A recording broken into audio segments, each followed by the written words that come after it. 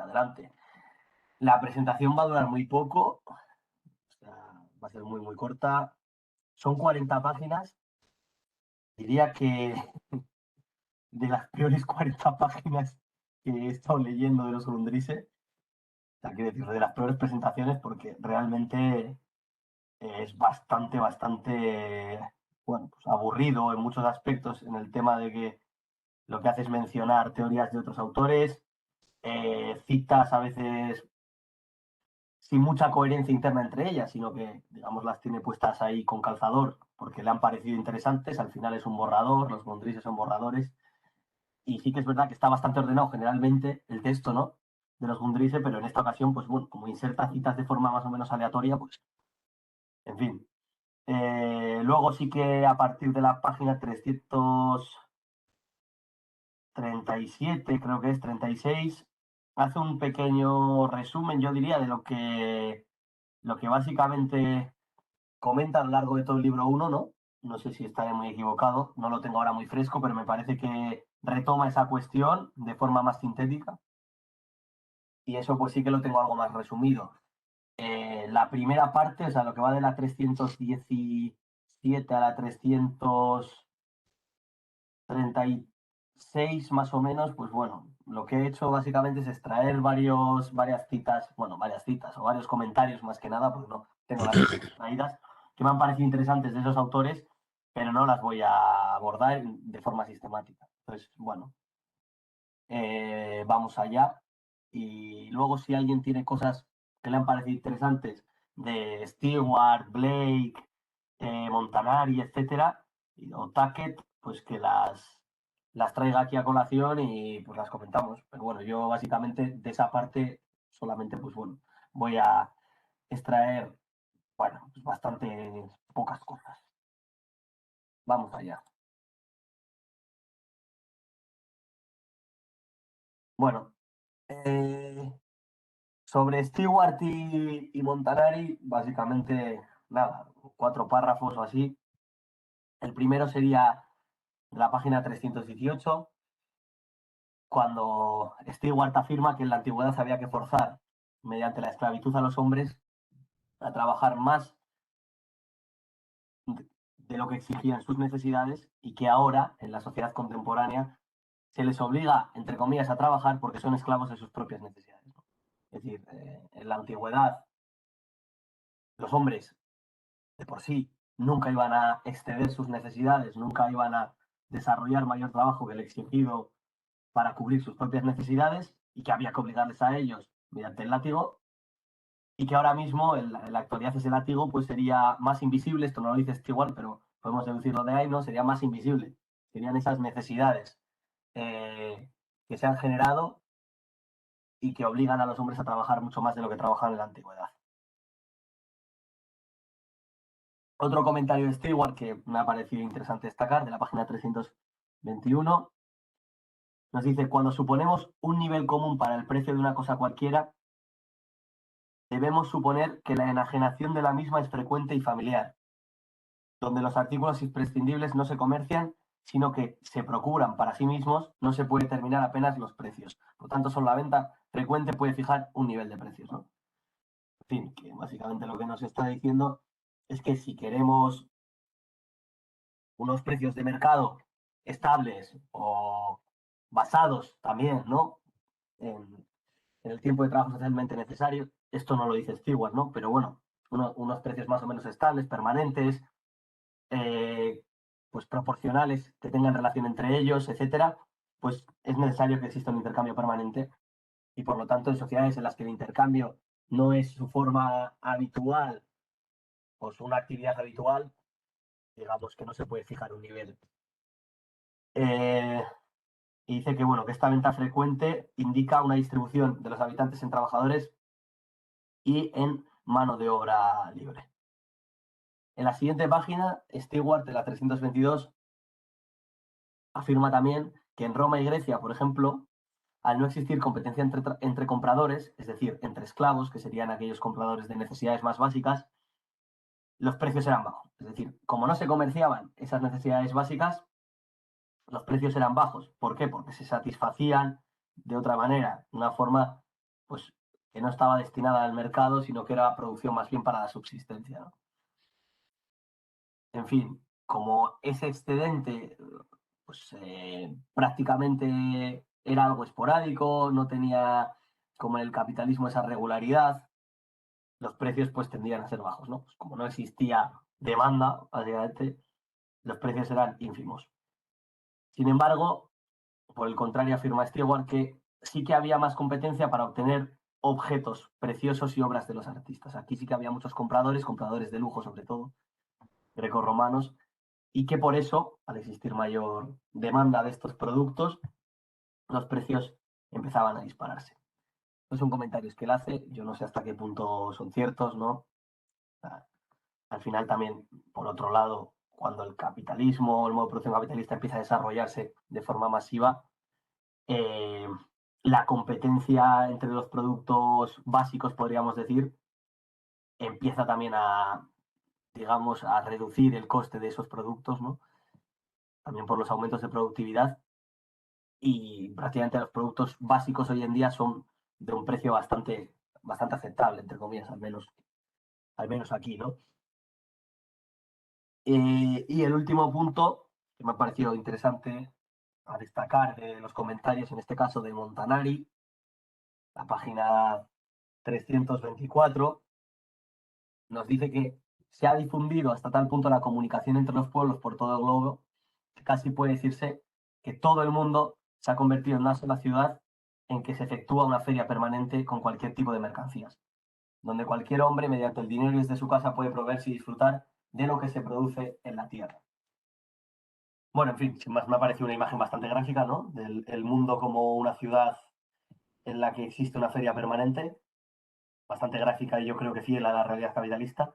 Y luego ya un comentario de apologeta, que es el de cualquier hombre mediante el dinero, bueno, esto es cierto, mediante el dinero, pero no cualquier hombre, puede proveerse y disfrutar de lo que se produce en la tierra. Bueno, esto evidentemente el mercado, como sabemos, implica de por sí una coerción sobre los individuos, una coerción económica que se traduce en que aquel que no tenga, digamos, el suficiente dinero básicamente para la adquisición de mercancías, pues no puede acceder a ese tipo de disfrutes. Así que, bueno, Montanari o lo que fuera, esto está escrito en 1683, ¿eh? Pero bueno, es decir, en los embriones del desarrollo capitalista, pero bueno, esto más adelante se verá que en gran medida se troca en su contrario. Es decir, a aquellos disfrutes solo pueden acceder unos pocos. Y de Tucket, o de Tucket, como sea, de 1846, pues nada, tres breves comentarios. También él habla sobre manufactura lanera, sobre la seda, habla también de manufactura de vidrio, en fin, hace una pequeña genealogía histórica. Yo lo que voy a empatizar son, básicamente ya he hecho tres comentarios. En primer lugar, la manufactura lanera, en la que ha dicho que pocas veces, señala en la página 327, pocas veces una manufactura ha obtenido tales ventajas productivas gracias a las mejores de la ciencia, es decir, a la aplicación de las leyes de la química, como la manufactura lanera, ¿no? Es decir, que aquí es donde mejor se han aplicado esas mejoras científicas, esa aplicación de la ciencia en la manufactura lanera. Y nos dice que en la manufactura de vidrio se evidencia de manera palpable en qué grado el progreso de la ciencia depende de la manufactura, ¿no? Bueno, sin más, me ha parecido de interés destacar esta relación que existe entre el auge de la ciencia y la manufactura, que es, digamos, una relación histórica sobre la que además se fundamenta el desarrollo del modo de producción capitalista, ¿no? Es decir, que la manufactura, la industria exige permanentemente del control y dominación sobre la naturaleza y esto implica el desarrollo permanente del conocimiento científico de la realidad, ¿no? Y de la experimentación impuesta en prueba de ese conocimiento. De ahí que la ciencia también podamos concebir que sea una relación histórica, en este caso, o sea, no eterna, sino histórica, y que en este caso realmente despunta con el modo de producción del capital, si bien antes podríamos encontrar gérmenes, pero que es una relación que despunta durante el modo de producción del capital y que además pues es congruente, es muy congruente con él porque le sirve precisamente para desarrollarse, ¿no? O sea, el capital necesita ese control, esa dominación de la naturaleza, como no exigían otras sociedades feudales, y de ahí que esa superestructura que corresponde a la ciencia, en este caso, en otras sociedades, pues no fuese el conocimiento científico, sino más bien otro tipo de conocimientos, como puede ser el conocimiento religioso, etcétera. Porque no era necesario ese inmóvil o no tan móvil, tampoco diría inmóvil, mundo feudal, el desarrollo sistemático y permanente del conocimiento científico, ¿no? El conocimiento sistemático de la realidad. El capitalismo lo exige, lo presupone como desarrollo, bueno, como garantía para su desarrollo pleno como modo de producción. Y por último, origen del trabajo asalariado libre, vagabundaje, Tuquet. Bueno, sobre esto ya hablamos hace unas sesiones, sobre el tema del trabajo asalariado libre y su relación con, bueno, con la coerción y las imposiciones, etcétera, en unos comentarios o una ya brocha gorda de Marx, unas reflexiones que son muy interesantes. Yo creo que también luego las incluye parcialmente en el Capital, en algún capítulo.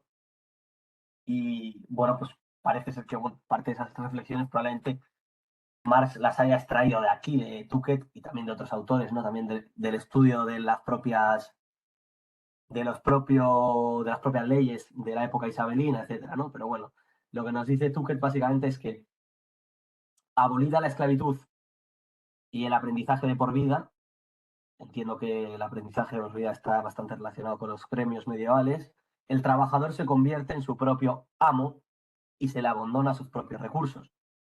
Y dice que si no hay suficiente trabajo, los hombres no van a morir de hambre porque van a poder robar o mendigar.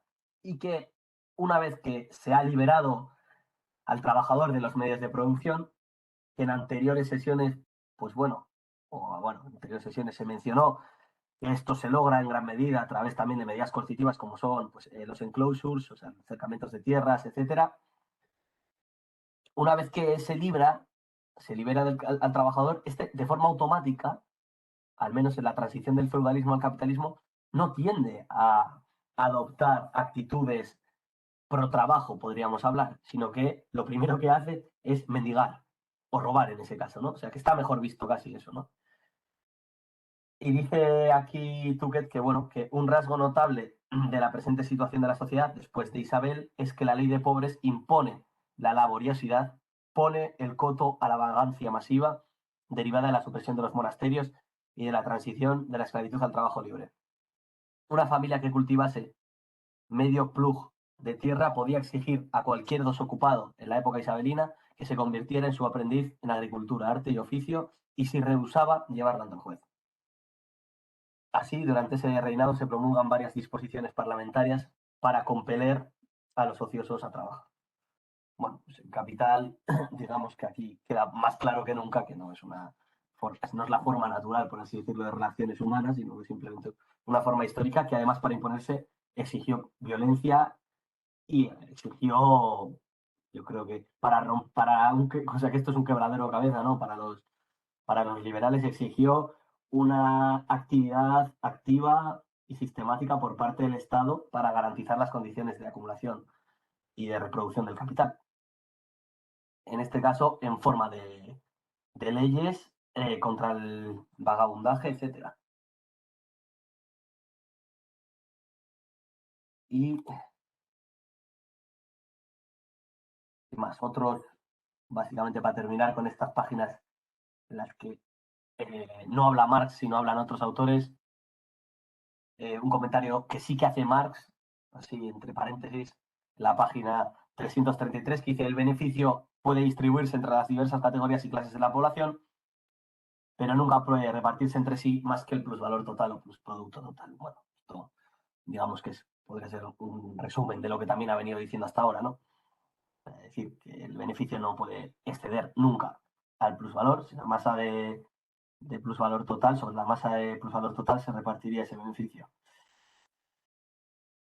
Y un comentario de McKinnon a rescatar simplemente, que dice que en Roma la clase alta y media adquirió gran riqueza gracias a la conquista de Asia, pero no mediante el comercio o las manufacturas, por lo que se asemejaban a la obtenida en España en sus colonias americanas, ¿no?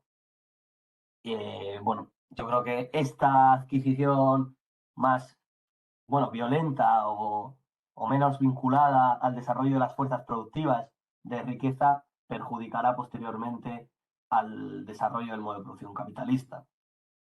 En este caso, bueno, en España hay un periodo de decadencia bastante importante después de la conquista de América y Roma y Grecia pues no consiguen tampoco, digamos, desarrollar una sociedad comercial plena.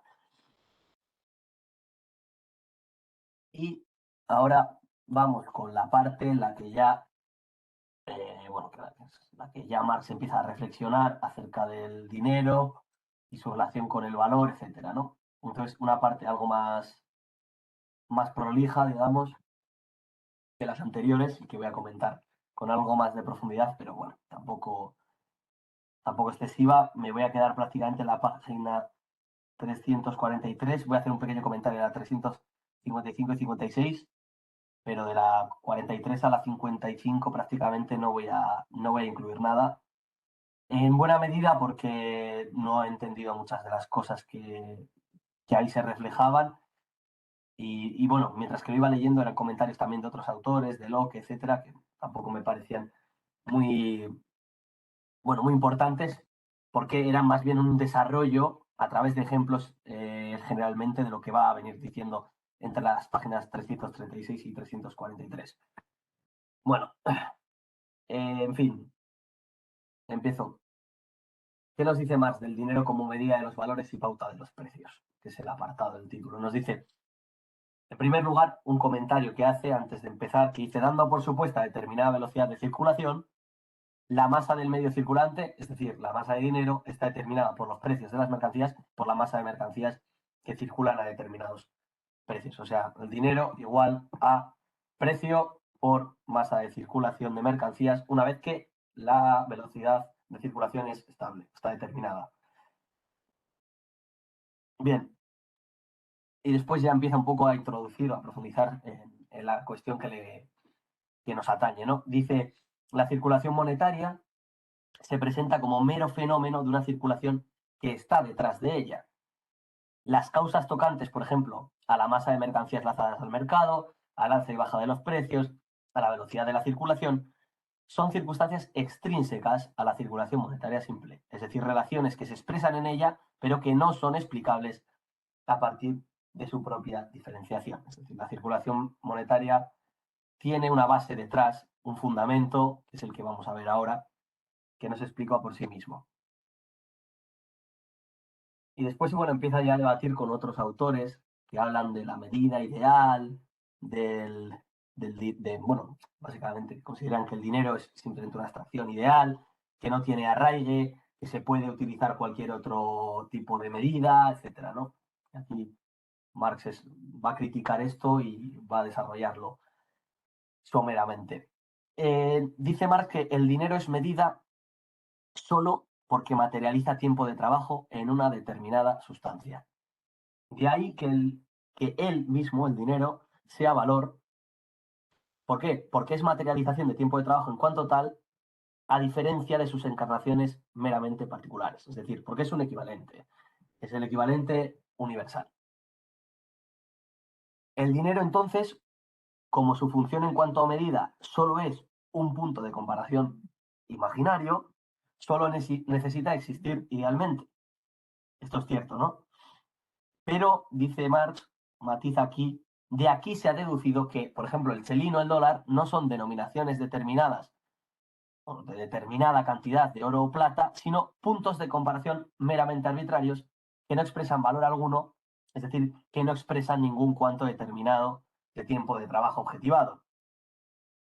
Pues los precios, dice, expresarían relaciones conforme a las cuales las mercancías se intercambian entre sí, pudiendo entonces elegirse, en lugar del dinero real, para expresar la relación, cualquier nombre arbitrario o inexpresivo.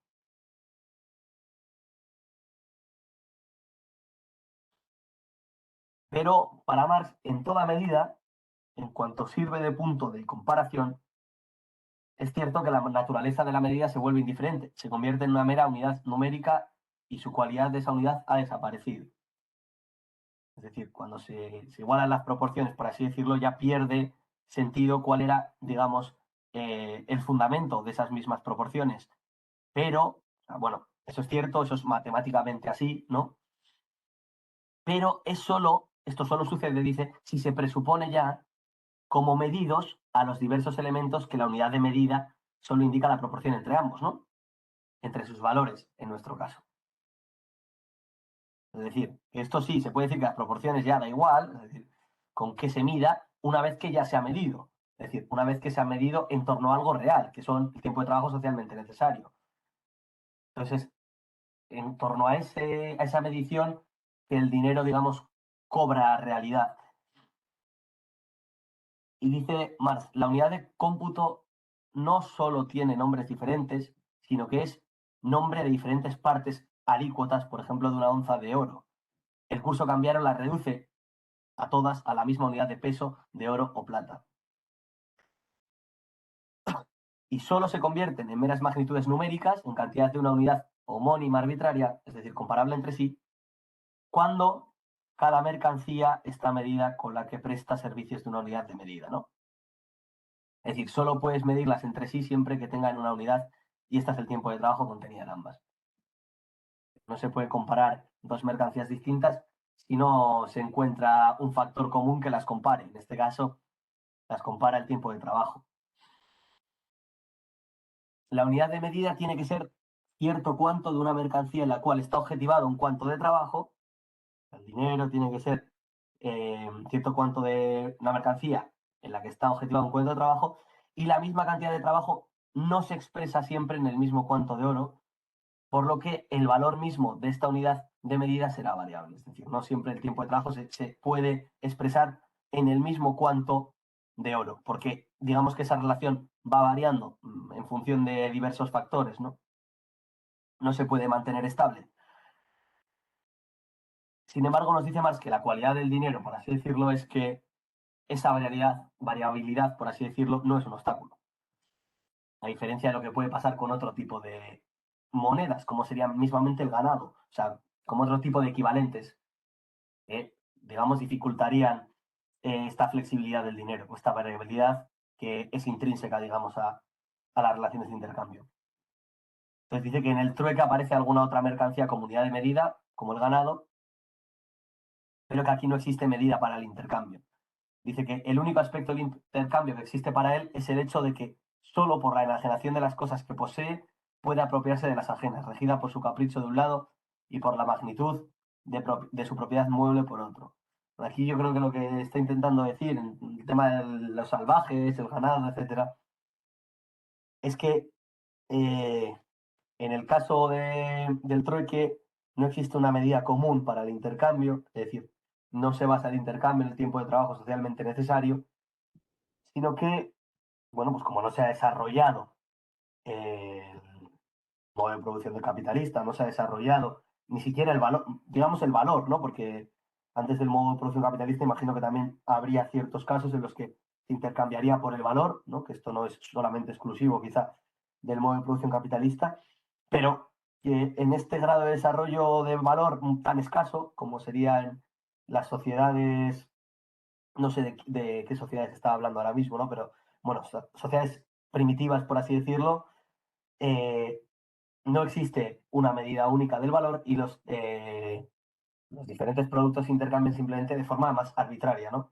O sea, por ejemplo, según otro tipo de propiedades que pueden ser incluso propiedades místicas, religiosas, etcétera, ¿no? El valor de un objeto puede depender mucho más de su valor de uso, en este caso, pues para rituales y ceremonias, que por su valor de cambio, que no sería una determinación en este caso del valor de uso como es en la sociedad capitalista. Y por eso, pues bueno, por eso dice que solo dice, el único aspecto del intercambio que existe para él es el hecho de que solo por la enajenación de las cosas que posee puede apropiarse a las ajenas. Es decir, él sabe que tiene que intercambiar, e intercambia incluso a sus hijos, ¿no? Ya dice en algún momento, pero eso no quiere decir que eso tenga un valor de cambio basado en el tiempo de trabajo socialmente necesario para reproducir a sus hijos mismamente, ¿no? Sino que son otros criterios los que rigen. Eh, vale. Y esto que ha comentado entre las páginas 337 y 41, en las siguientes dos páginas, de la 41 a la 42, lo va a repetir de una forma algo más sintética y igual está más clara, ¿no? Nos dice, los precios de las mercancías no expresan nada que no sean las relaciones según las cuales son intercambiables. Las proporciones conforme a las que se intercambian entre sí. Es decir, bueno, básicamente las relaciones según las cuales son intercambiables, en este caso, según el tiempo de trabajo socialmente necesario. Dice que ya una vez dadas esas proporciones, es decir, una relación entre el tiempo de trabajo socialmente necesario para producir un objeto y otro objeto, puede tardarse más o menos, puedo atribuirle ya a la unidad cualquier nombre. Pero nos dice que aquí está presupuesto que esas relaciones estén dadas, que las mercancías se hayan transformado en magnitudes conmensurables, no lo que ha venido diciendo antes. El dinero se presenta como medida y determinado cuánto de la mercancía en que se representa como unidad de medida para encontrar las proporciones y declarar conmensurables las mercancías y comerciar. Facilita este proceso. Y nos dice que esa unidad real, como ya he comentado antes, que es previa digamos, a la anulación de esas proporciones, por así decirlo, o sea, es decir, a que se le atribuya a la unidad cualquier nombre, como dice, de forma arbitraria, dice que esa unidad real, otra vez, es el tiempo de trabajo que está relativamente objetivado en ellas, en cada una de las mercancías,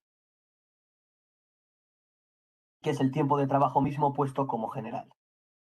El tiempo de trabajo que determina los valores, en este caso es exterior, es previo a la circulación, está detrás de ella como supuesto y fundamento operante. Es decir, que detrás del dinero hay relaciones fundamentales, que son las relaciones de valor, por así decirlo. Y aquí se hace una pregunta, que es ¿por qué el tiempo de trabajo, sustancia y medida del valor, no es al mismo tiempo la medida de la medida de los precios? Es decir, básicamente, ¿por qué precio y valor difieren? Y nos dice que aquí, de hecho, los proudhonianos son los que intentan tratar de establecer esa identidad, que nos dicen, bueno, pues si la sustancia y medida del valor es el tiempo de trabajo, ¿por qué no medimos el valor en tiempo de trabajo y lo tenemos que expresar monetariamente en dinero? Y nos dice que, bueno, eh, la coincidencia de valor y precio debe exigir también la coincidencia de oferta y demanda, o sea, la igualdad de oferta-demanda y otra serie de factores que no menciona, dice etc. simplemente. Y que es imposible la igualdad de la oferta-demanda en una sociedad capitalista porque niega el fundamento entero de las relaciones de producción basadas sobre el valor de cambio. Es decir, que dado que existen condiciones del mercado que impiden, entre otros, que la oferta y demanda sean siempre las mismas, no puede establecerse un paralelismo entre precio y valor. Hace falta factores mediadores, por así decirlo, para pasar del valor al precio. Entre ellos eso, la oferta y la demanda, pero también otros. Y dice que, eso sí, abolida esa base, es decir, abolido el modelo de producción capitalista, el problema ya carece de sentido. Ya no habría que tampoco determinar el tiempo de trabajo socialmente necesario para producir un producto. O sea que el valor de cambio desaparecería. Bueno, esto es lo que entiendo yo de Marx. Hay algunos que dicen que en el comunismo subsiste el valor de cambio. Me parece a mí que esto marxista no es. No lo sé. Tampoco no he profundizado mucho en ello, pero bueno, tema este de socialismo de mercado y todo eso. Y ya para terminar, pues bueno, primero en la página 343 sigue un poco desarrollando esto sobre los patrones imaginarios ideales, bueno, que menciona, creo que es Stewart, ¿no? Y dice que los patrones imaginarios ideales valen para valores imaginarios reales y que esto es posible debido a que el sistema monetario no ha desarrollado sus determinaciones ulteriores de tal manera que no alcanza ninguna realidad objetiva. Es decir, que podemos utilizar patrones imaginarios ideales cuando el sistema monetario no se ha desarrollado lo suficiente. y que por eso los ejemplos que pone Stewart no son válidos para una sociedad basada en el modo de producción del capital. Y como alegoría, lo que dice es como si en la mitología se quisiera tener por superiores aquellas religiones cuyas deidades aún no han sido elaboradas bajo una forma visible, sino que permanecen sumidas en la imaginación, que no han recibido existencia artística, ¿no? O sea, como si tuviésemos como si estuviésemos considerando como algo superior, o así lo plantea Stewart, una relación que en realidad es inferior. Es decir, una relación social que todavía no ha exigido el desarrollo de la circulación monetaria, es decir, en la que el dinero todavía no está jugando un gran papel porque el comercio en este caso sería limitado. Entonces, el empleo del dinero no es imprescindible. Estos son los ejemplos que pone Stewart y que le dice, Marx le responde, ya, es que esta no es la realidad capitalista, la realidad capitalista del comercio se ha desarrollado mucho más y por eso precisamente necesitamos del dinero, ¿no? Y los ejemplos que pones son ejemplos, pues bueno, parciales que no representan la totalidad general del capitalismo. Al menos así lo he entendido yo. Y bueno, ya finalmente le mete una pullita a Proudhon y a los socialistas de tipo proudhonista en las páginas 355 y 56, ya para terminar este apartado de la presentación. Básicamente lo que nos dice Marx es que 50 años antes que Proudhon, los economistas burgueses, algunos economistas burgueses, que Marx va a mencionar en los Grundrisse, ¿no? En la página 355, por ejemplo, nos dice aquí que uno de ellos es Gray. Básicamente reivindicaron que la determinación del valor no debía conducir a la del dinero como determinación diferente, lo que hemos venido diciendo hasta ahora, ¿no? Que el valor no debía expresarse en precio monetario, o sea que el trabajo, en cuanto a medida de los valores, no debe conducir a que el trabajo objetivado en una mercancía determinada se convierta en medida de los demás valores, ¿no? Que no exista ese equivalente general que representa el dinero. Y lo que dice aquí es que los prudonistas, encima 50 años después, enuncian esta demanda tanto para las relaciones actuales de la producción como para las futuras relaciones, es decir, como si esta demanda en sí misma fuese una exigencia que revoluciona por entero y que representa una gran novedad. Pues es decir, es una demanda que, en este caso, tal y como la plantea Proudhon, pues supone clavar una daga en el corazón del capitalismo. Y dice que esto evidencia en qué grado se extravían los socialistas que con ella pretenden haber puesto sobre el tapete algo nuevo y antiburgués. O sea, lo que le está echando en cara aquí a Proudhon es que planteó una solución mágica que la plantearon los propios capitalistas 50 años antes y no la plantearon para superar el capitalismo, sino porque creían que era una mejor forma de desarrollar el capital. Es decir, que el valor no se expresa en dinero, algo que evidentemente no es así. O sea, que Marx reconoce que esto, bueno, esto es equivocado, pero que, vamos, que es paradójico que plantee Proudhon 50 años después lo mismo, pero que nos diga que eso es una receta para superar el capitalismo, ¿no? En fin, y básicamente esto sería todo. Lo que he dicho, vamos, ha sido una presentación bastante cortita, ¿no? No he estado ni media, bueno, media hora. Media hora con bastante comentarios propios. Entonces, nada, si alguien quiere comentar otros aspectos de estas 40 páginas y pues adelante y nada, allá vamos. Yo cierro ahora la presentación. Bueno, yo respecto a la parte primera, que como dices, pues tienes razón, es una recopilación de citas un poco eh, desordenada.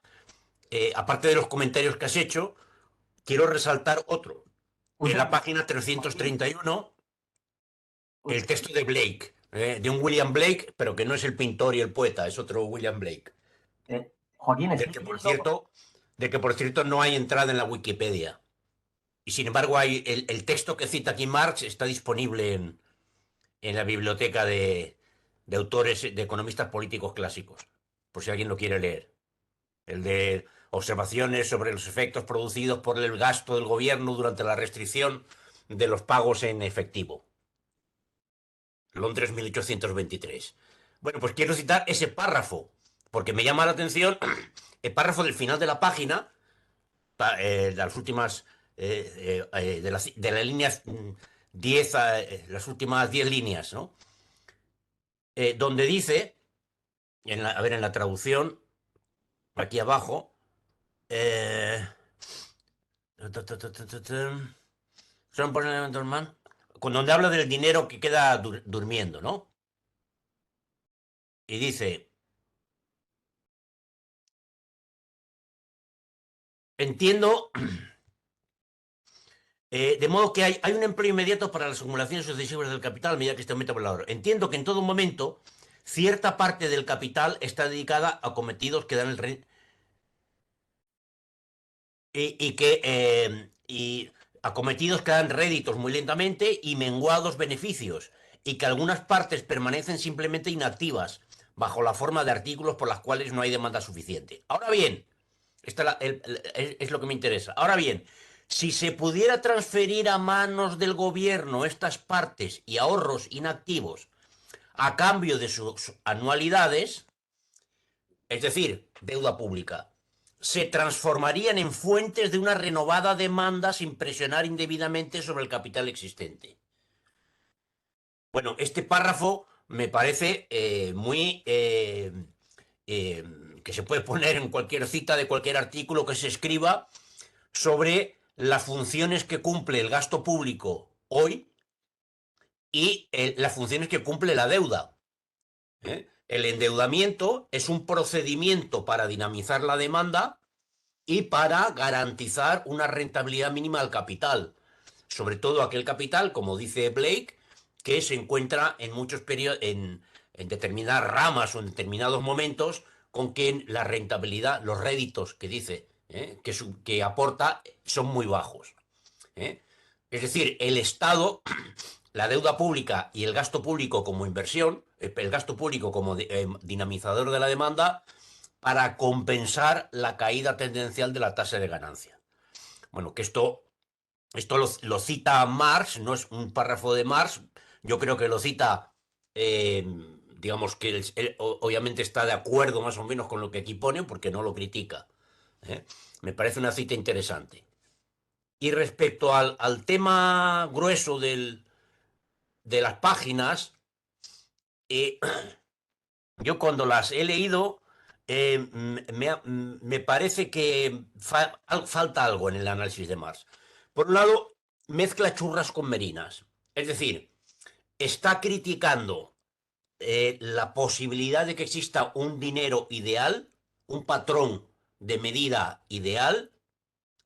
Dice, cuando critica a Stuart diciendo que ese patrón ideal no es sino un valor imaginario real, y lo mezcla con las propuestas de los prudonianos de medir, de suprimir el dinero y sustituirlo por bonos de trabajo. ¿eh? Habla del bono de trabajo, pero en lugar de desarrollar qué ocurriría con la emisión de bonos horarios, en la página 344, se empieza a liar y dice, bueno, pues si el bono horario eh, representa una hora de trabajo, el nombre que se le dé da lo mismo. Se le puede llamar una libra o media libra. Si es una hora y es una libra, pues la cantidad de oro que representa será una libra. Si representa media hora y se le llama libra, el oro, pues una libra será media hora de oro. O sea, se lía con la cantidad de tiempo de trabajo que cuesta la producción del oro, ¿eh? Y la posibilidad de que el signo monetario no esté vinculado al oro, pero no lo resuelve. No resuelve este problema. Sí nos dice, por un lado, ciertamente, que los valores no pueden coincidir con los precios en el modo de producción capitalista. ¿eh? Porque la posibilidad de que el valor y el precio coincida sería en el equilibrio. Cuando dice la igualdad de la oferta y la demanda, en todos los mercados, en todas las ramas, en todos los momentos, en el equilibrio total los valores coinciden con los precios. Pero como la economía está normalmente en un desequilibrio permanente, pues los precios y los valores no coinciden. Ya por tanto, dentro de las relaciones de producción, dice en la página final de la 342, dentro de las relaciones de producción basadas en el valor de cambio, esta idea es absurda. No puede funcionar la sociedad basada en el valor de cambio, en el que la circulación de las mercancías tienen que realizar sus valores, con el principio de que la única unidad de medida que tengamos sea la hora de trabajo. Bueno, eso hasta ahí es se entiende. Pero claro, luego cuando utiliza en la página siguiente lo de los bonos horarios, lo único que termina diciendo es que, bueno, cuando los prudonianos plantean esto, el problema, al final de la página 355, el problema es que lo plantean para la economía burguesa, tal como es también el caso de Gray. No desde el punto de vista de la negación de la economía burguesa, como ocurre, por ejemplo, con Bray. Es decir, que la crítica que hace Marx a los prudonianos en su idea de sustituir el dinero por los bonos horarios es que eso en el capitalismo no es posible. Pero no responde a si negando el modo de producción capitalista, en lugar del dinero, lo que tendría que existir son bonos horarios. Eso no lo responde. Recordemos el planteamiento que tiene gente como Maxi Nieto o Coxot, los del cibercomunismo, que plantean precisamente que en la sociedad socialista la unidad de cuenta tiene que ser la hora de trabajo, directamente. Bueno, si en, ¿eh? Dice, y la crítica que hace Marx a los prudonianos es, no, que ellos lo plantean para esta sociedad. Ahí está su contradicción. Pero para otra, para una sociedad que supere el modo de producción capitalista, en lugar del dinero, el bono horario es una alternativa, es posible, no lo dice. Y luego, claro, con el tema de Stuart, la idea de que haya un patrón de medida que sea puramente imaginario, pues me daba la impresión que tampoco termina de responder correctamente o responder completamente.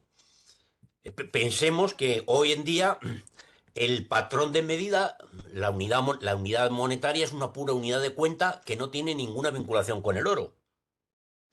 Es decir, una libra esterlina hoy o un dólar no representa una determinada cantidad de oro y por tanto una determinada cantidad de tiempo de trabajo, sino que es una medida puramente convencional. Es un patrón imaginario ideal. Bien, que no alcanza ninguna realidad objetiva, cierto, 343. Pero claro, el problema es que Marx critica la propuesta de Urquhart y la propuesta de Stuart desde el punto de vista de una sociedad más primitiva.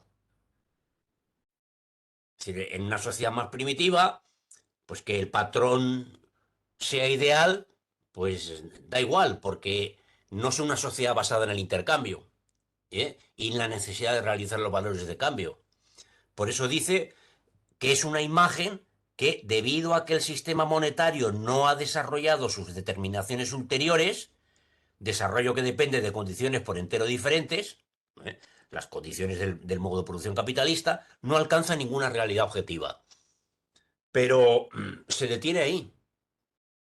Se detiene ahí. Y lo que hoy constatamos es que el patrón monetario hoy tiene es un patrón imaginario, ideal. ¿Qué es lo que representa el euro hoy en día? Un euro. ¿Mm? ¿Por qué tiene la capacidad adquisitiva que tiene? O un dólar, o una libra, o me da igual. No porque se exprese en una determinada cantidad de oro.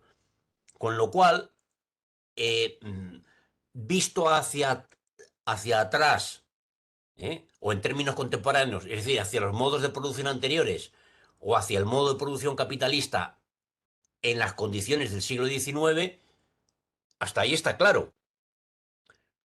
pero con el desarrollo posterior del capitalismo en el siglo XX, esta posibilidad que, como dice Marx, anunciaban ya algunos economistas británicos 50 años antes, es que el patrón monetario no tenga un referente objetivo, que sea puramente ideal, pues habría que replantearlo.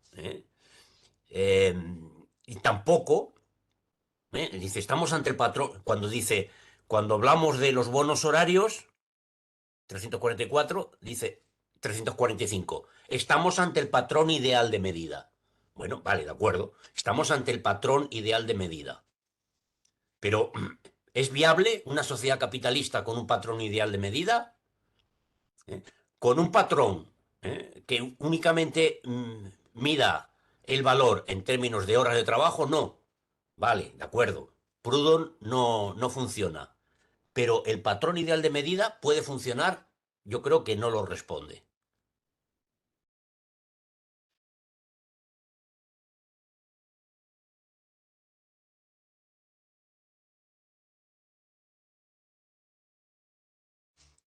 Es más, precisamente este párrafo, de estas dos frases de la 344, supongamos que se emite dinero que represente tiempo de trabajo, bonos horarios, y que la continúa en, en la página 345. Pues en ese caso estamos ante el patrón ideal de medida.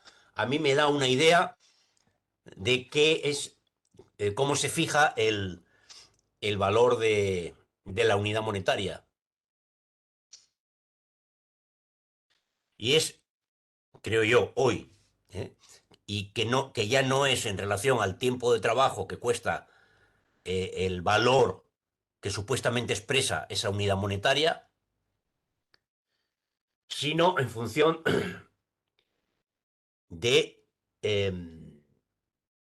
el precio al que se realiza el trabajo vivo. ¿Mm? Creo que va por ahí la respuesta.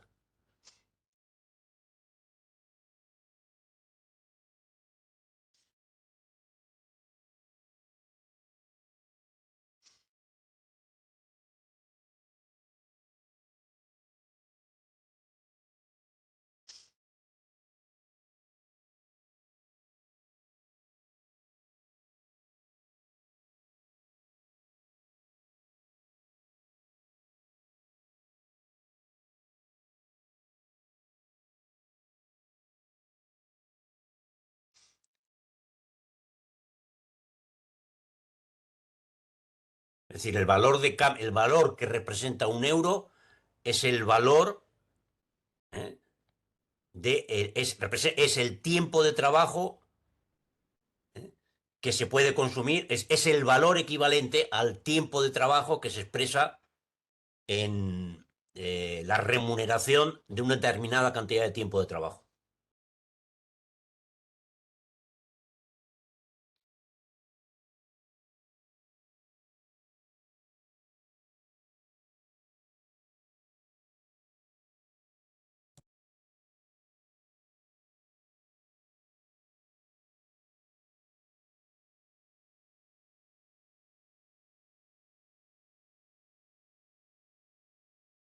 Dale, Andrés, ya he terminado. Sí, sí, bueno, en relación con todo lo que estamos comentando, bueno, aquí lo que está comentando, por ejemplo, en la página 342, que ahora voy a ella a una cosa concreta, es valor, mm, dinero y precio, ¿no?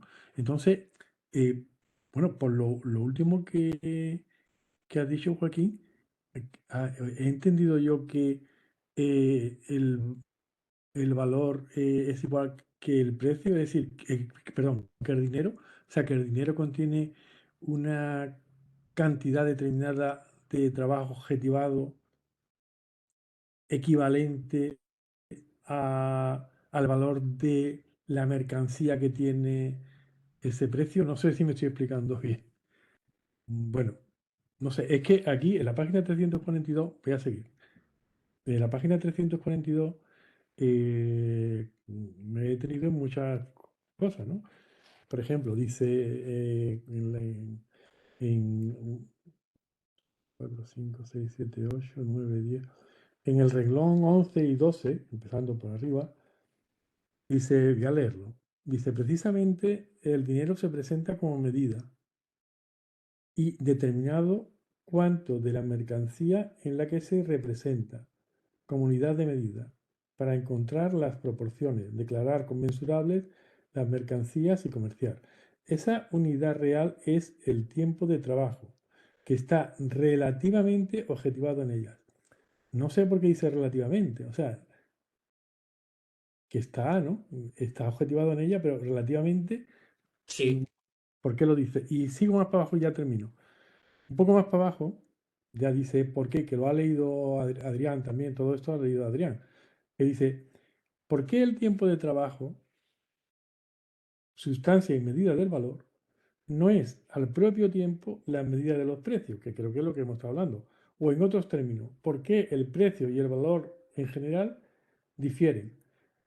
Pero después, en el desarrollo que hace, yo lo he leído un par de veces o tres y no logro hacer esa distinción de valor, eh, dinero y precio. Pero bueno, lo dejo aquí porque seguramente es que no lo he entendido bien esto, ¿no? Ya está. bueno, dice, el dinero se presenta como medida. Es decir, una libra es una medida, es un dinero que representa una medida del valor. Una libra. Lo que como medida. Y determinado cuánto de la mercancía en la que se representa, es decir, y determinada cantidad del oro en el que se representa la libra, es la unidad de medida. ¿Eh? Si una libra son, lo hice por algún momento, si una libra, una libra es un cuarto de onza de oro y un cuarto de onza equivale a 3 horas, un tiempo de trabajo relativo que obtiene, ¿eh? Pues una libra mide 3 horas de trabajo. Hasta ahí es lo que continuamente analizamos cuando analizamos el dinero según Marx. ¿Eh? Por eso dice que la unidad real, la unidad de medida, es el tiempo de trabajo, Claro. que está objetivado en ese cuarto de onza que representa la libra esterlina. La libra es la medida, ¿eh? La unidad de medida es el oro, que representa la libra, ¿eh? Y relativamente, una libra es un cuarto de onza, por tanto son 2 horas o 3 horas de tiempo de trabajo. Bien, y luego viene lo que plantean hasta ahí están de acuerdo los prudonianos, y de bueno, pero entonces, ¿eh? ¿Por qué no? Si en última instancia ¿eh? ¿eh? La unidad real con la que se mide es el tiempo de trabajo, ¿por qué tenemos que pasar por el oro? Digamos que usemos una medida ideal y digamos que una libra son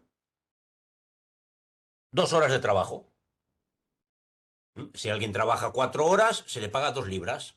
Si alguien trabaja media hora, se le da la mitad de una libra. Media libra.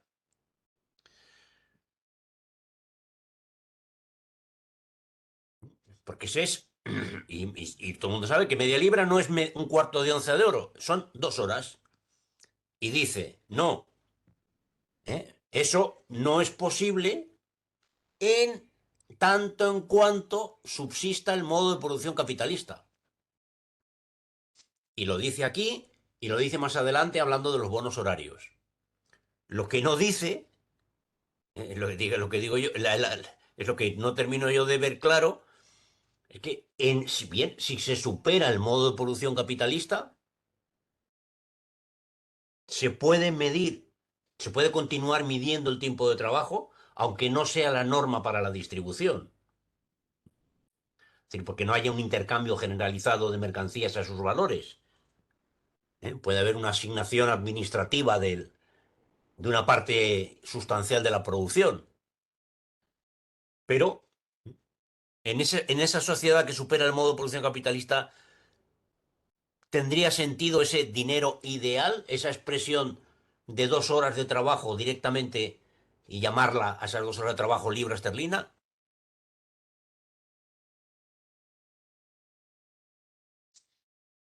Es lo que no veo que termine de rechazar.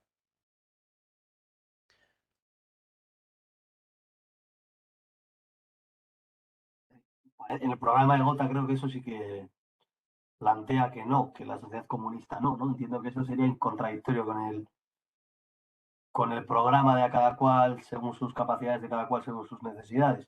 Pero creo que sí que lo plantea para la fase inferior, si no me equivoco. O sea, para la fase de transición, en la que dice que a cada cual se le abona según su trabajo y que por lo tanto sí que podría tener más cabida, pues eso, abonar a través de bonos horarios. Lo único el problema es que en esa fase inferior, si sigue permaneciendo vigente la sociedad capitalista, pues creo que nos encontraríamos con el mismo problema, ¿no? Porque seguiría rigiendo todavía la oferta-demanda, ¿no? Seguiría rigiendo el valor, por lo tanto también haría falta el dinero en este caso, no lo sé. No, no, no. Sigue rigiendo la sociedad capitalista si la mayor parte del tiempo de los productos que derivan del tiempo de trabajo realizado se intercambian mercantilmente. Por ejemplo, ¿qué significa capitalismo de Estado? Pues que el Estado es propietario de los medios de producción, ¿eh? Pero los medios de producción se utilizan, para producir bienes y servicios que se distribuyen a través del mercado. Entonces sí hay capitalismo, que podemos llamar de Estado. Pero el principio es que el proceso de producción sea mercantil, ¿eh? Que el trabajo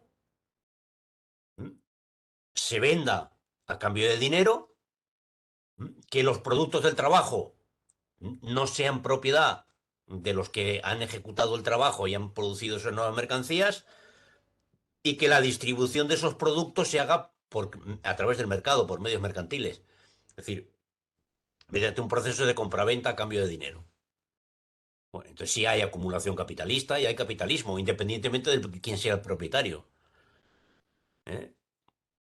Pero si el mercado no es el que rige la producción y la circulación de la mayor parte de las mercancías, pues entonces ya hay una superación del modo de producción capitalista. Hombre, hay una transición. Entiendo que la sociedad comunista como tal exige bastante más que eso, entre ellos la abolición de la división social del trabajo.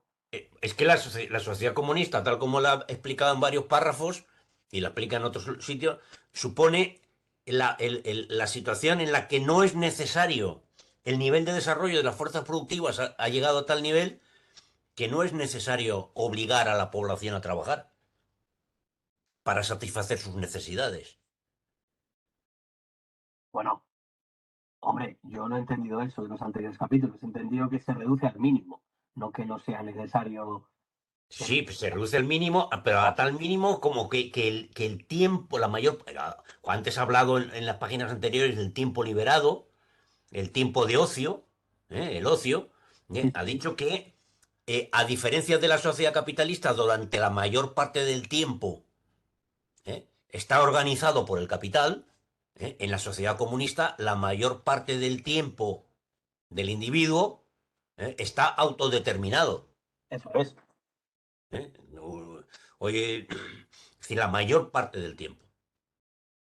Es decir, imaginemos que a lo mejor hay una dedicación pues de un día de trabajo a la semana, 8 horas de trabajo, o 5 horas de trabajo diarias, perdón, semanales. Es decir, es un nivel de desarrollo de las fuerzas productivas que permite eso, liberar a la población de la obligación de trabajar para satisfacer sus necesidades y trabajar, como un caballo. Recordemos en el Capital Marx nos recuerda que las 8 horas de trabajo es la jornada máxima de un caballo. Un caballo no puede trabajar más de 8 horas al día.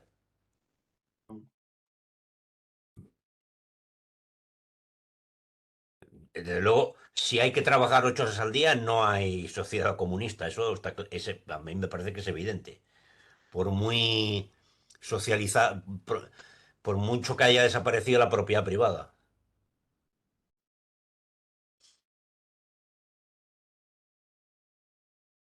Pero en esa transición, o como lo queramos llamar, ¿qué dinero tiene que funcionar? ¿Qué papel cumple el dinero? ¿Es el momento para aplicar los bonos horarios? Bueno, ese es un debate que está abierto. Ya digo que hay los de cibercomunismo lo defienden. Para transición, entiendo, ¿no? Sí, sí, para la transición, claro, claro. No para la sociedad comunista. No, que la sociedad comunista es como, pues como todo, el acceso a todos los bienes es equivalente, pues al uso que puede hacer uno del ambulatorio médico. Tú mañana, si quieres, pides cita y vas, y al día siguiente no, y al día siguiente no. ¿Eh? Es decir, no es una distribución mercantil. Claro, claro, claro, claro. Pues exactamente lo mismo. No hay que ir al mercado a comprar los tomates. Habrá un sistema de distribución, de localización, de acceso a los tomates, pero que no implica un pago, claro. Y a los tomates y a todo tipo de bienes, por ejemplo, para alimentación o para el vestido, para el ocio, para lo que sea.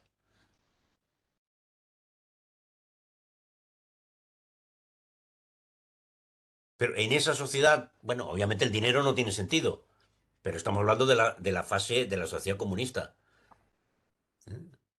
Pero mientras tanto, ¿qué hace falta? ¿Dinero o bonos horarios? Claro, en ese mientras tanto tú estás planteando que la producción mercantil ha cesado también. Aunque no se haya alcanzado el Claro. comunismo, ha cesado la producción mercantil. Bueno, cesado o se ha reducido a una parte minoritaria, ¿no? Y que por lo tanto, claro, como la oferta y la demanda ya no imperarían, entonces pues se podría plantear la existencia de bonos horarios, porque evidentemente no se verían perjudicados por las cuestiones que aquí señala que son intrínsecas al modo de producción capitalista, o sea, a esa oferta-demanda, esa fluctuación. Sí, bueno, imagino una sociedad en la que la alimentación, el vestido, la vivienda, el transporte, ¿eh? Es decir, los bienes necesarios en la cultura están colectivizados, y no se distribuyen con criterio mercantil, sino pues como la vivienda pública, ¿no? Mediante un sorteo o mediante el acceso libre, con una cierta organización, para que no haya saturación, etcétera. Puede quedar, en esa sociedad de transición, puede quedar un residuo mercantil para aquellos productos que no sean estrictamente de consumo masivo. Por ejemplo, se puede mantener una producción mercantil, qué sé yo, pues de joyas. ¿Eh? Pero claro, son ya una parte minoritaria de las necesidades las que se cubren a través del mercado. Con lo Vale, cual, vale. el dinero pueden ser bonos horarios. Claro, pero aquí el problema sería el mismo, ¿no? Que plantea Marx. Si esos productos sí que están experimentando una distribución mercantil, en ese caso se le aplicarían también las leyes mercantiles y tendría el mismo problema que la sociedad capitalista, en tanto que existiría fluctuación de demanda, oferta, etcétera, que tendría que compensarse de alguna manera a través de algo que no fuera un bono, ¿no? No, porque primero, primero el tipo de producción la producción mercantil que se podría mantener sería aquella que no exige un acceso masivo a la fuerza de trabajo asalariada.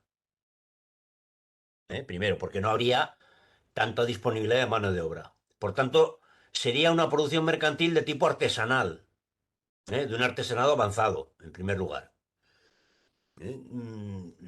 ¿Eh? A lo mejor, pues qué sé yo, en fin, joyas, como quien dice joyas, puede decir, qué sé yo, gastronomía, ¿no? Un restaurante, ¿eh? De alguien, o un pintor, pinta cuadros, un cocinero que cocina muy bien, ¿eh? Sí. Y a cambio de su servicio, pues obtiene un acceso mayor que el resto de los ciudadanos a los bienes y servicios disponibles. Pero no necesita dinero. Lo que perfectamente puede ocurrir es que mediante los que consumen sus productos le entregan los bonos horarios de los que disponen para consumir este tipo de mercancías residuales o de acceso a determinados bienes colectivos. Le pueden dar parte de la cartilla de racionamiento, por ejemplo. Yo creo que, bueno, si es residual esa circulación, no debería haber problemas. Ahora, en cuanto pasa cierto límite, yo creo que sí que podría ser problemática, ¿no? O sea, por esto que se plantea aquí. Ya, pero ¿cuál es el límite? El límite es que el trabajo en su mayor parte sea asalariado. Si el trabajo y que el acceso a los productos del trabajo se organiza a través del mercado. Si el trabajo ya no es asalariado Sí, claro, claro, y, claro. y el acceso a la mayor parte de los productos se organiza por criterios administrativos no mercantiles, el mercado se ha vuelto residual. Ya no organiza el proceso de trabajo, el proceso de producción, mejor dicho. Ya. Bueno, de todos modos, o sea, tú estás hablando que están hablando de esa fase de transición, pero me parece que es una fase muy avanzada, esa fase de la que estarían hablando, porque entiendo que la Unión Soviética ni siquiera se alcanzó eso. O sea, el trabajo Pero asalariado es la porque la fase. Unión Soviética era un país muy atrasado. Marx siempre está diciendo continuamente que la superación del modo de producción capitalista exige que el modo de producción capitalista haya desplegado toda su capacidad, de desarrollo de las fuerzas productivas. Y en 1917 el modo de producción capitalista no había desplegado toda su capacidad de desarrollo de las fuerzas productivas, ni siquiera en Estados Unidos y en Alemania, mucho menos en Rusia. No, sí, yo te hablo ya de la década de los 60, ¿eh? O sea, no, hombre, no evidentemente con la NEP y tal, pero yo te digo ya una vez gestionado todo el tema de la industrialización, etcétera, es decir, que el trabajo asalariado no desaparece nunca, no se plantea que desaparezca. O sea, claro, yo lo estoy viendo desde esa perspectiva, porque claro, tal y como lo plantean estos de cibercomunismo, me parece una fase bastante avanzada, sí, pero que bueno, claro, puede ser interesante para una fase inmediata en un país ya muy desarrollado como el Estado español, ¿no? O sea, que igual es la fase que se tiene que encarar inmediatamente, casi. O sea, porque Pero aquí es sí que, que sería posible abolir ese salario, por hacer de esa forma salario, de vamos a forma. ver, vamos a ver. Estamos en una fase de desarrollo capitalista en la que los bancos comerciales ya no son necesarios. Se puede abolir el sistema bancario perfectamente y el sistema capitalista sigue funcionando. El uso, el- la asignación mercantil de la vivienda, estamos en una fase de desarrollo de las fuerzas productivas que permiten a los países europeos suprimir el mercado de la vivienda y desarrollar un sistema de vivienda pública, igual que un sistema de salud pública, en función de las necesidades, la ubicación de la población, construir viviendas. La vivienda y el crédito desaparecen del mercado. Eh, el nivel de organización de las cadenas logísticas permite suprimir los mercados privados, los supermercados privados. Lo que dice el Pablo Iglesias en sus podcasts, ¿no? Un supermercado público que compita con Mercadona. Bueno, sería perfectamente factible. Organizar administrativamente, aplicando los métodos para mí, Mercadona sería el modelo de organización no mercantil, de la logística y del suministro de todos los bienes necesarios, para distribuir en un supermercado, pero podía hacerse con un criterio no capitalista. Es decir, el nivel de desarrollo de las fuerzas productivas permite una socialización mucho mayor que mantener la salud, la educación y una parte de la cultura, y televisión española como medios de asignación de bienes y servicios no mercantiles. O sea que hay muchísimas actividades que serían susceptibles de ser reproducidas. La electricidad, la energía, no digamos.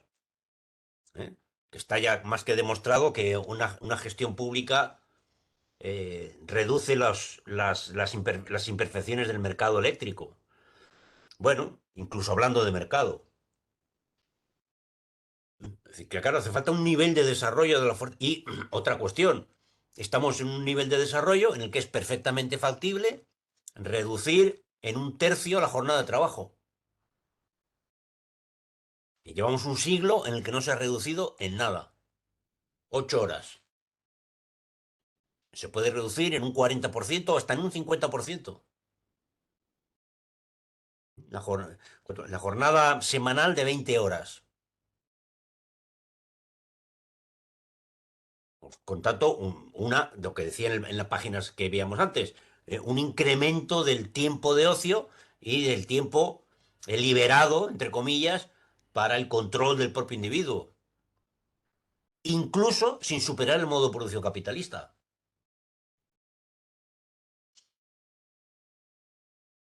Todo eso se puede hacer manteniendo el principio del trabajo asalariado y de la circulación de una gran parte de las mercancías a través del mercado.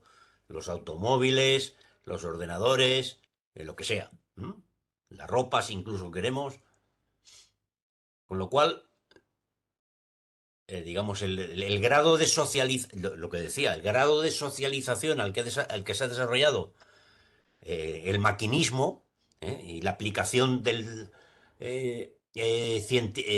la aplicación del conocimiento a la producción, pues marca una nueva época respecto a lo que había a principios del siglo XX.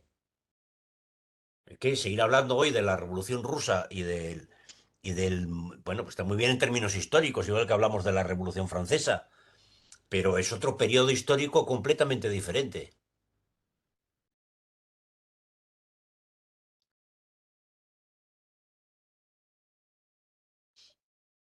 Sí, sí, sí, totalmente. Lo único que, bueno, yo creo que sí que hay problemáticas que se van a reproducir a gran escala, que ya tuvieron lugar en las experiencias soviéticas y China, ¿no? O sea, hay que decir, otras que se solventarán con mayor rapidez, pero otras que reaparecerán, como es la cuestión de la división social del trabajo, por ejemplo, las relaciones dentro de la fábrica, ya te digo, la división entre trabajo manual e intelectual, cuestiones que sí que siguen teniendo peso para el mantenimiento de las estructuras capitalistas y que yo creo que, o sea, no se agota todo con el tema de la distribución o la producción mercantil. O sea, que eso también juega un papel, ¿no?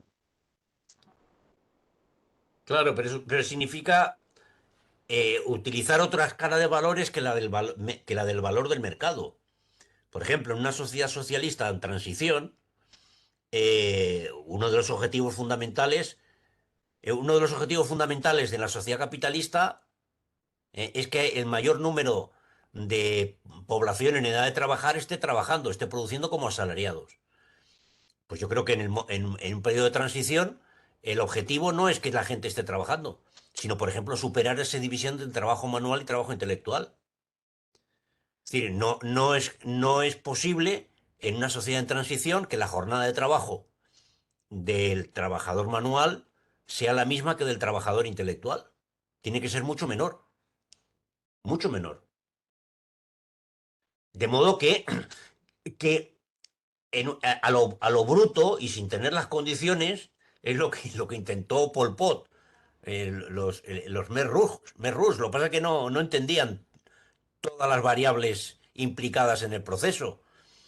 Porque no se trataba de matar a los médicos y llevarlos a trabajar en el campo, no, porque alguien tendría que seguir haciendo el trabajo del médico. Se trata de desarrollar la capacidad de formación del conjunto de la población, como un todo. Por tanto, nadie tiene en una sociedad en transición por qué estar obligado a trabajar de barrendero todas las noches de la semana, todos los días del año, menos el tiempo de vacaciones. Hay determinadas tareas que se pueden socializar. Igual que en las comunidades de vecinos, en muchas de ellas, en algunas se socializa la limpieza de la escalera. Un día lo hace un vecino, otro día lo hace otro vecino. Pues igual que se socializa la limpieza de la escalera en la comunidad de vecinos, porque son propietarios, superando la idea del propietario, la limpieza de la calle, la recogida de la basura o lo que sea. Sí, yo creo que en China se hicieron bastantes experimentos en ese sentido. Sí, En pues los años y en la Unión Soviética también, ¿eh? Sobre todo en los años 20, sí, Kollontai y tal planteaba muchas cosas de esas, ¿no? Los comedores comunales. eh, Sí, claro, para ahorrar tiempo, etcétera, sí, no, no. Pero claro, luego las condiciones objetivas eran las que eran, y luego la agresión, la guerra, en fin.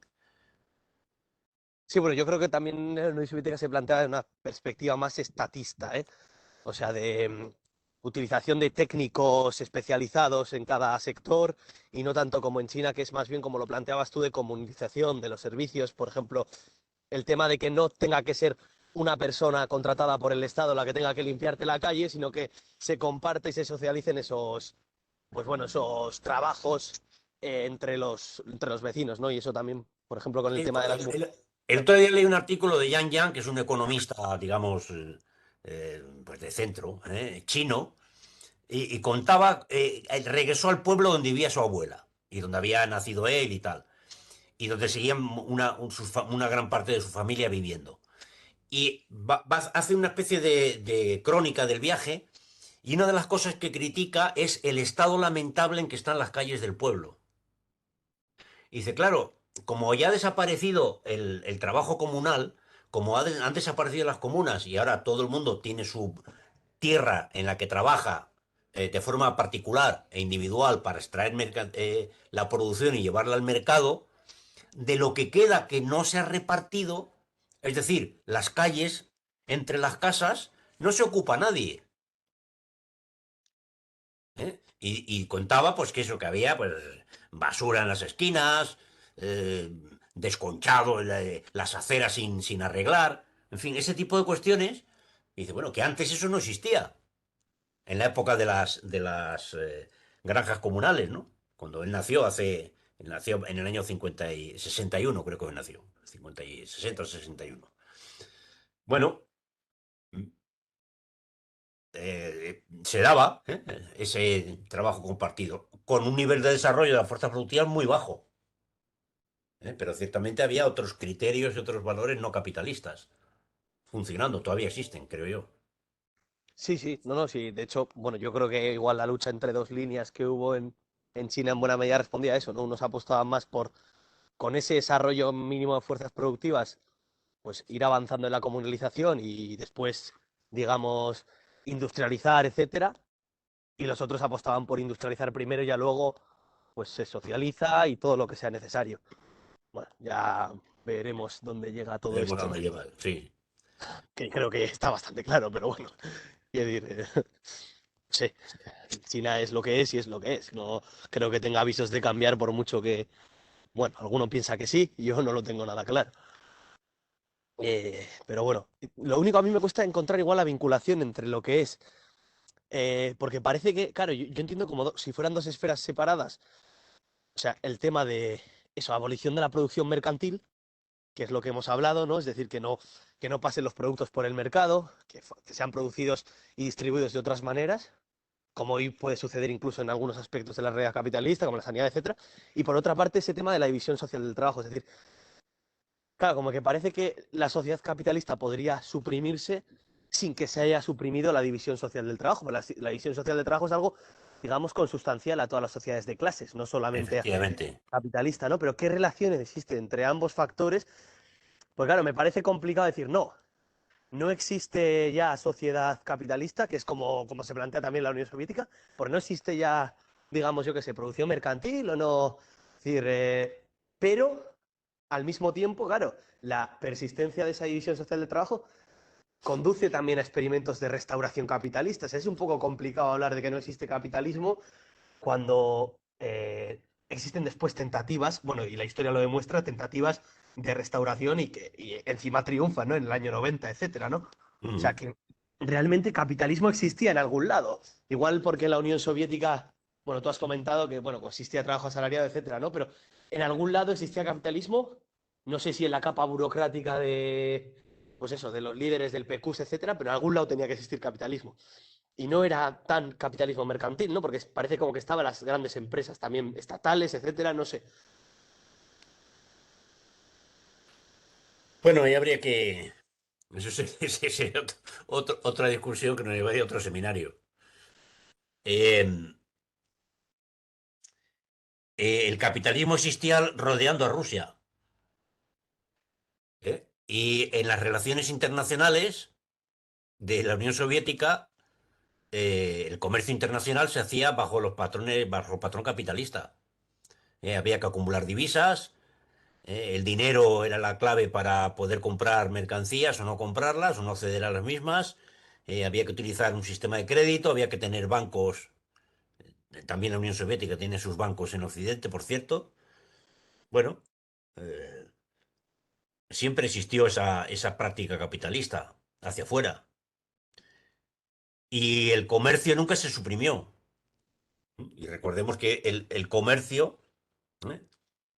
No nos dice más, antes de la aparición, el capital existe antes del capitalismo, bajo la forma de capital comercial, por ejemplo. Lo hemos leído en algún momento en los Grundrisse. ¿Eh? El capital antecede, es causa y consecuencia del desarrollo capitalista. Bueno, el desarrollo capitalista posterior, bruto que hubo, en la época de Yeltsin y compañía, pues tiene unos antecedentes, por supuesto. La experiencia del que se enriquecía intermediando en el comercio, por ejemplo.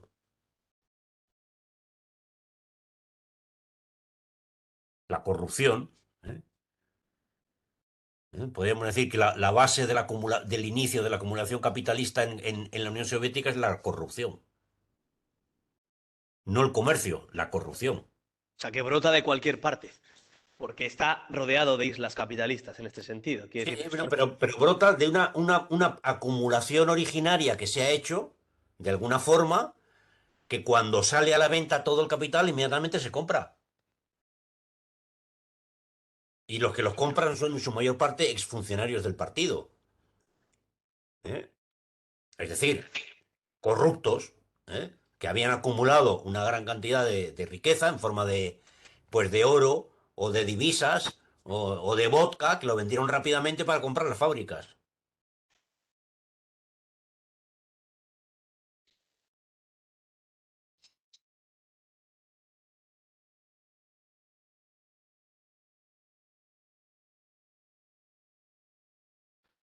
Nos estamos despistando del asunto.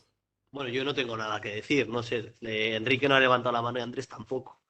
No sé si tienen alguna cosa que comentar. No, yo estaba pensando en la ciencia, ¿no? En ese periodo de transición o en la propia sociedad comunista. No sé si la ciencia podría tener como un carácter más particular o incluso más autónomo. No sé. Me ha venido eso.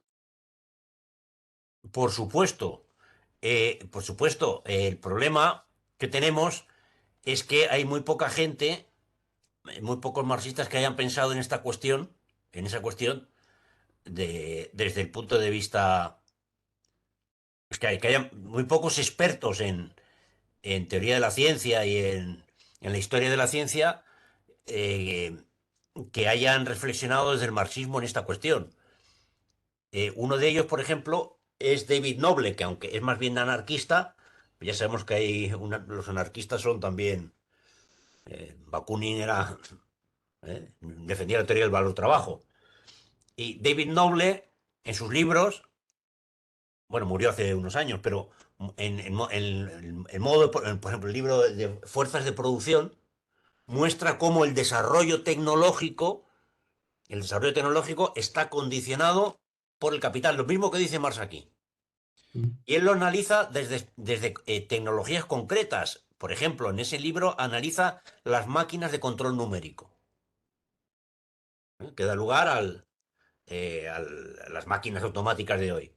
y muestra cómo el control numérico es la alternativa tecnológica elegida frente a otras alternativas que había de automatización del movimiento de las máquinas, porque era la que más le convenía a los ingenieros y era la que más excluía el control obrero del proceso de movimiento de la máquina.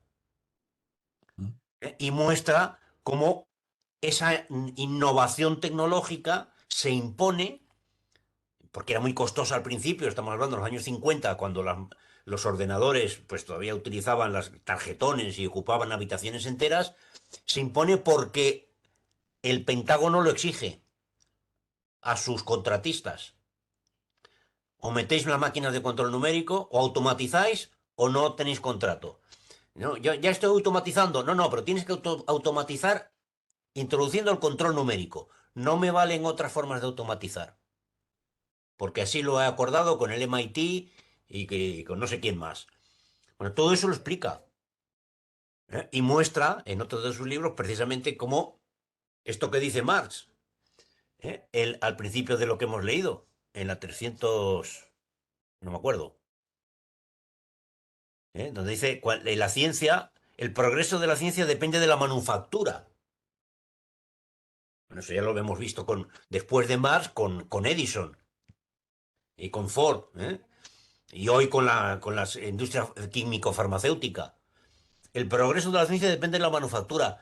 ¿De qué dependerá el progreso de la ciencia en una sociedad socialista? Pues obviamente no del capital. El tipo de desarrollo, la trayectoria tecnológica será muy diferente. La ciencia no es neutral. Hay otro libro también muy interesante que compara el desarrollo del conocimiento que hacen en los años 50 y 60 Norbert Wiener, el padre de la cibernética, y von Neumann. Von Neumann, eh, uno de los padres de la bomba atómica, matemático, en fin, y economista. Bueno, y muestra esa biografía como el tipo de matemática en el que se especializa Norbert Wiener y se especializa von Neumann depende de sus opciones ideológicas en parte. Mm. Su concepción ultraconservadora y anticomunista en el caso de von Neumann murió de cáncer y en la cama estaba rodeado de generales y ministros escuchando sus últimas palabras.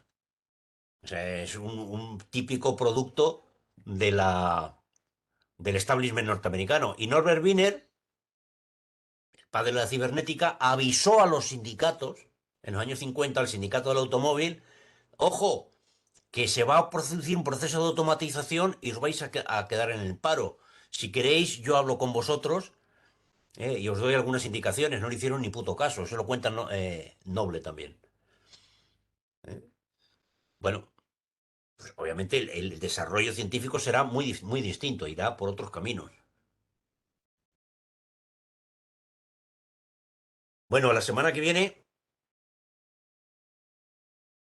hay que continuar con este tema. Como no, todavía no se han incorporado Andrés ni Víctor, perdón, ni Ander ni Víctor, pues haré la presentación yo. Vale. Es el página Son de 356, la... 356, 375. Eso es. Continúo con el tema monetario por ahí. De acuerdo.